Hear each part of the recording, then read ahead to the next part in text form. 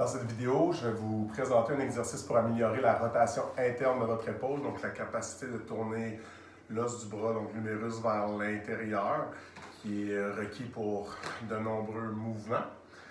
Donc, on va aller voir comment améliorer, soit augmenter la mobilité, l'amplitude de la rotation interne et également améliorer la résilience des tissus qui participent à ce mouvement.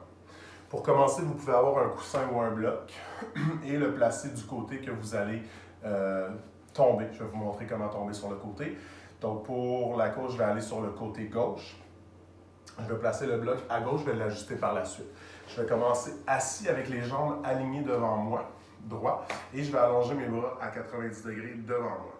À partir de là, comme je m'en vais à gauche, je vais placer ma main droite sous mon bras et juste aller toucher le sol pour me laisser tomber sur le côté.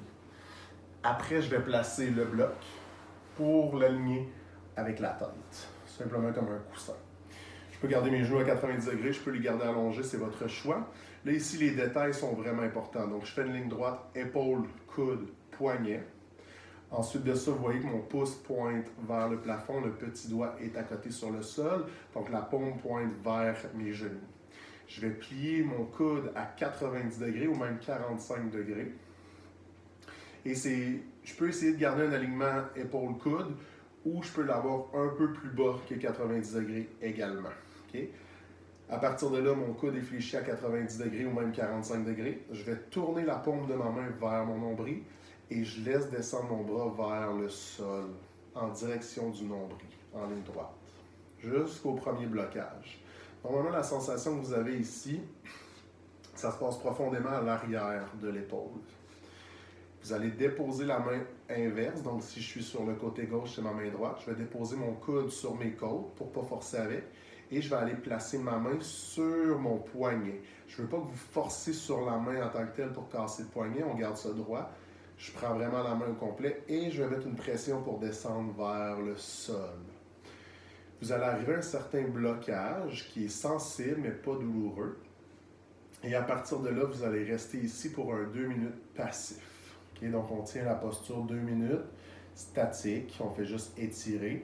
On peut essayer d'aller un peu plus bas quand on sent que ça relâche, sans donner de coup. Dans cette distance-là, vous vous dites que si quelqu'un appuyait vraiment fort sur le bras, que ça créerait vraiment beaucoup de dommages. Donc, c'est cette sensation qu'on essaie de ressentir sans évidemment aller trop loin. Une fois que le 2 minutes est fait, pour ce qu'on appelle le PERS, donc pour créer le mouvement opposé qui va venir travailler beaucoup sur la résilience de vos tissus, vous allez forcer une rotation externe, c'est-à-dire essayer de tourner le fémur, le biceps, vers le haut. Comme ça, ici, une rotation externe sans perdre le 90 degrés coude, épaule, poignet. Donc, j'ai mon angle, je suis à mon plus bas, j'ai tenu mon 2 minutes. Je vais prendre une grande inspiration par le nez, par l'abdomen. Et je vais monter tranquillement de 0% à 100% de force en rotation externe. Donc, je commence à forcer tranquillement, comme si j'essaie de ramener ma main vers ma tête. Et une fois que je suis à 100%, je vais endurer et forcer sans perdre cette contraction-là pour un total de 10 secondes. Une fois que le 10 secondes est fait, je relâche doucement de 100% de force à 0, doucement. Et vous allez voir, c'est le principe du PNF. La main va descendre un peu plus près vers le sol et je descends un peu vers le sol. Je vais prendre une grande inspiration et je vais y aller pour le RALS. Donc le RALS qui consiste à essayer d'améliorer le mouvement qu'on travaille, la rotation interne. Donc c'est comme si j'essaie de descendre ma main vers le sol sans déplier mon coude. Je garde toujours ma flexion. Je laisse ma main droite par-dessus.